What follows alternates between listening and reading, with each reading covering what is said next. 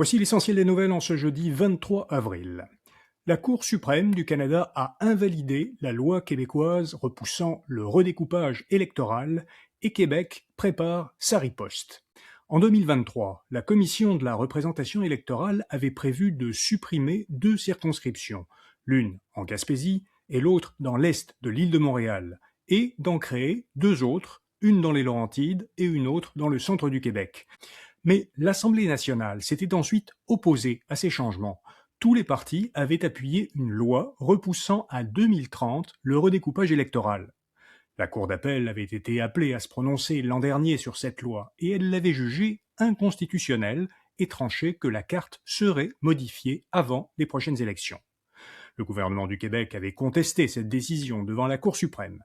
Mais la Cour suprême a rejeté hier la demande de Québec. Après cette décision de justice, hier soir, la première ministre du Québec, Christine Fréchette, a annoncé que son gouvernement déposerait un nouveau projet de loi qui, dit-elle, protégerait les deux circonscriptions qui doivent actuellement disparaître.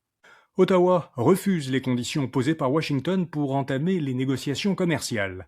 Le gouvernement américain aurait, selon Radio-Canada, demandé au gouvernement Carney de faire des concessions avant même de commencer le réexamen prévu de l'accord Canada-États-Unis-Mexique. Dominique Leblanc, ministre responsable du commerce Canada-États-Unis, a affirmé hier que le Canada ne fera aucune concession aux Américains dans l'unique but de pouvoir débuter des négociations. C'est au tour d'Air Transat de réduire son nombre de vols à cause des prix du carburant. Comme Air Canada la semaine dernière, Air Transat a annoncé qu'elle réduira cet été son nombre de vols en raison de la hausse du prix du kérosène. Cette décision concerne la fréquence de certains vols vers l'Europe et les Caraïbes. Le conflit au Moyen-Orient fait aussi grimper le prix des condoms.